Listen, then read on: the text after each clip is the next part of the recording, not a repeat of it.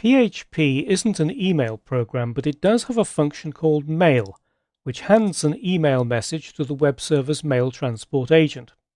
In this video, I explain the arguments that the mail function expects and how to format the information before passing it to the function. The first argument that mail expects is the recipient of the email. So I'll create a variable called to and then add an email address in the normal format.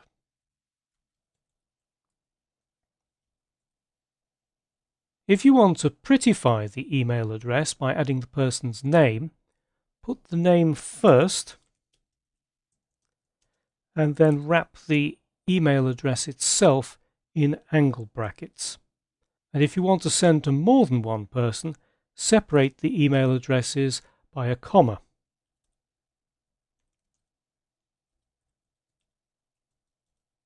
The second argument expected by the mail function is the subject line of the email. And this is just an ordinary string.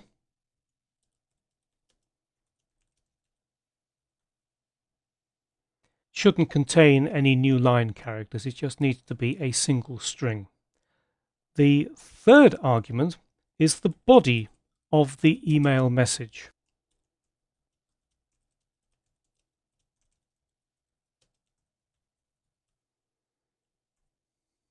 It's important to note that the body of the email message must be a single string. So if you're gathering a lot of information from an online form and different fields, you have to concatenate everything together as a single string to pass it as an argument to the mail function. And these three arguments that we have here are basically all you need to use the mail function. So mail, and then pass those three arguments to it.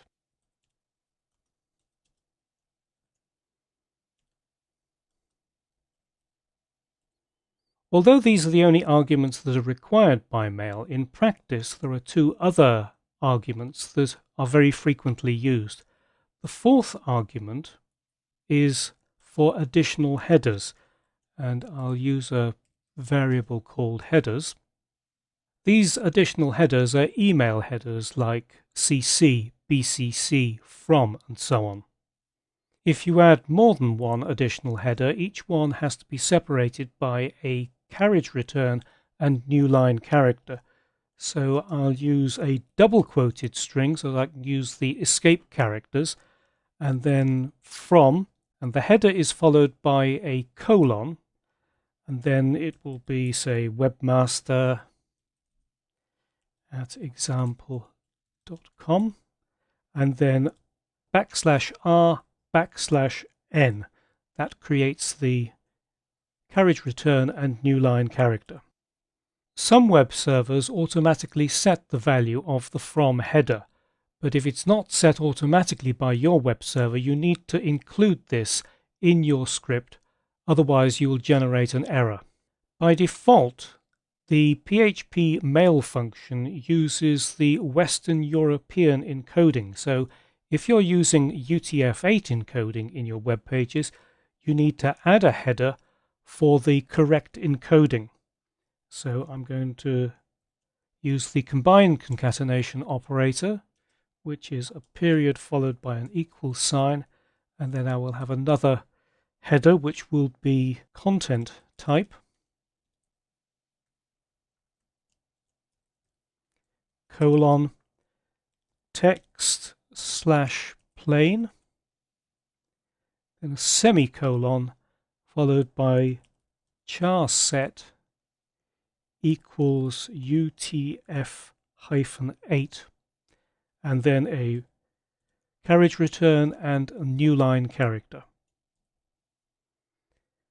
And let's copy this to somebody else. So another header with the combined concatenation operator, and then CC followed by the email address.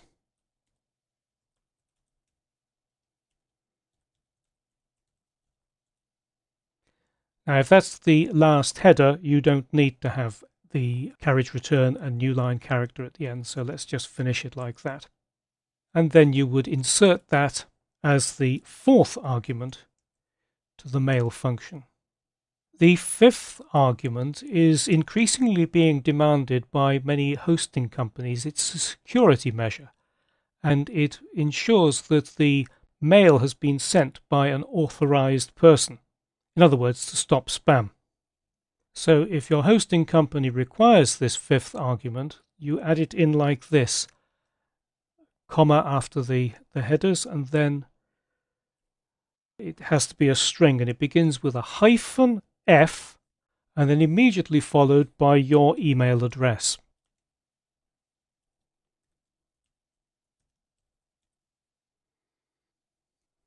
So those are the 5 arguments used by the mail function. The first 3 are required, the last 2 are optional, but are increasingly being used.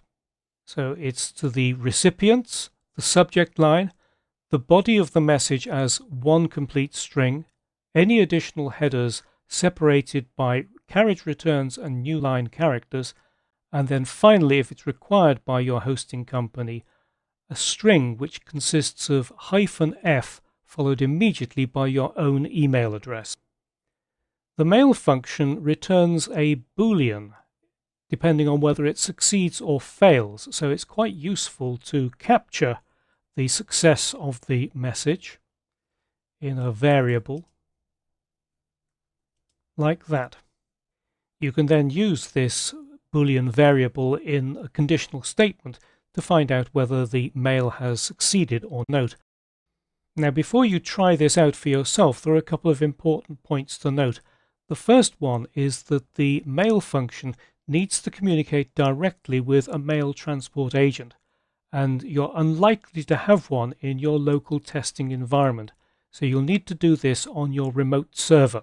The other point to note is that when mail returns this Boolean variable, it only tells you whether it managed to pass it on to the mail transport agent. After that, it has no responsibility whatsoever for the mail.